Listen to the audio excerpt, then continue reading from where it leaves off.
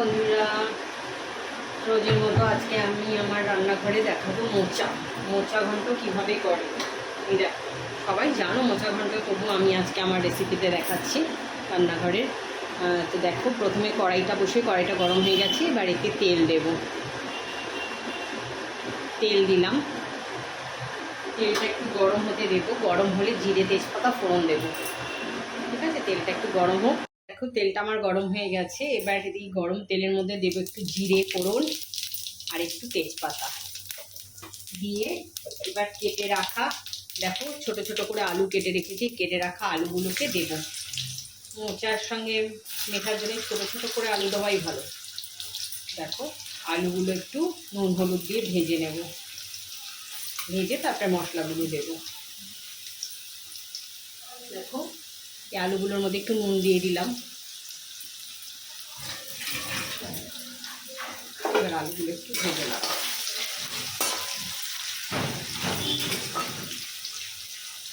আলুগুলো একটু ভাজা হোক।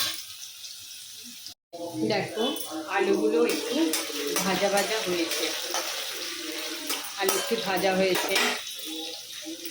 এর মধ্যে এবার নারকেল কোড়াটাও দিয়ে দেব। নারকেল কোড়াটা দিয়ে দিলাম। এটা একটু নেড়ে নেব।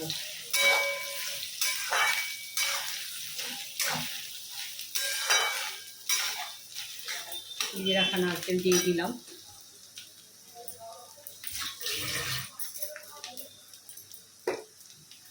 এবার এর মধ্যে দেবো একটু জিরের গুঁড়ো। দেখো, একটু জিরের গুঁড়ো দেবো। 1 চামচ জিরের গুঁড়ো দিলাম।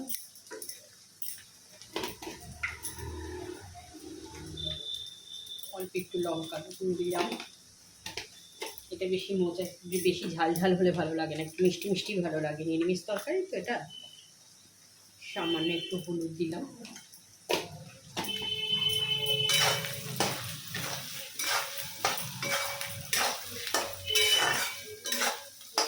দিয়ে এটা একটু মিশিয়ে নেব।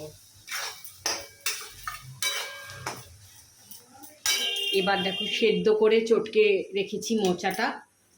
কাঁচা লঙ্কার গুঁড়ো এর মধ্যে দিয়ে রেখেছি, কাঁচা লঙ্কা দিয়ে দিলাম। মোচাটা সেদ্ধ করে একটু চটকে রেখেছি হাত দিয়ে, তাহলে মিশবে ভালো। এবার মোচাটা দিয়ে দিলাম। একটু জল জল অবস্থায় মোচাটা সেদ্ধ করেছি, যে জলটা অল্প অল্প থাকবে, এরকমভাবে মোচাটা দিয়ে দেবো।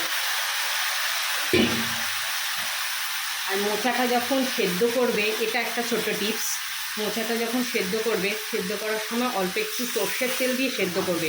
তাহলে যেই পাত্রতে সেদ্ধ করবে, সেই পাত্রে যে কালো একটা দাগ হয়, সেই দাগটা হবে না। আঠা আঠা একটা ভাব হয়, সেটাও হবে না। এটা একটা ছোট টিপস। মোচা, কাঁচকলা যাই সেদ্ধ করো, ইঁচড়, সবের মধ্যেই না সর্ষের তেল একটু দিয়ে নেবে। তাহলে আঠা আঠা ভাবটা আর কালো হয়ে যাবে না সেই পাত্রটা। এবার এটা মিশিয়ে দেবো, হতে থাকবে। নামাবার আগে এটায় চিনি, ঘি আর গরম মশলা দেবো। চিনি দিতে হয়, মোচা একটু মিষ্টি মিষ্টি হয়। দেখো, এটা হতে থাক।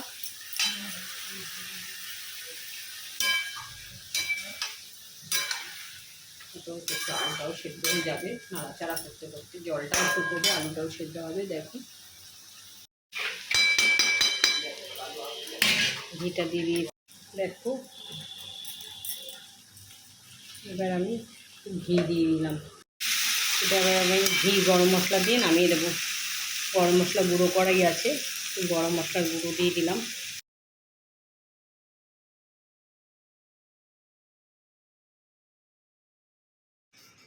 দেখো, আমার মোচা রেডি হয়ে গেছে। এটা নিরামিষ মোচা, পুরো নারকেল কোড়া দিয়ে করেছি। এর মধ্যে সেদ্ধ ছোলাও দেওয়া যায়, ছোলা ভিজিয়ে সেদ্ধ করে, তবে ছোলাও দিতে পারো। কিন্তু আমার শ্বশুরমশাই আছে, ছোলা খেতে পারবে না বলে আমি এটা শুধু নারকেল কোড়া ঘি গরম মশলা দিয়ে করেছি, পুরো নিরামিষ। ঠিক আছে, তাহলে আমার মোচা রেডি হয়ে গেল।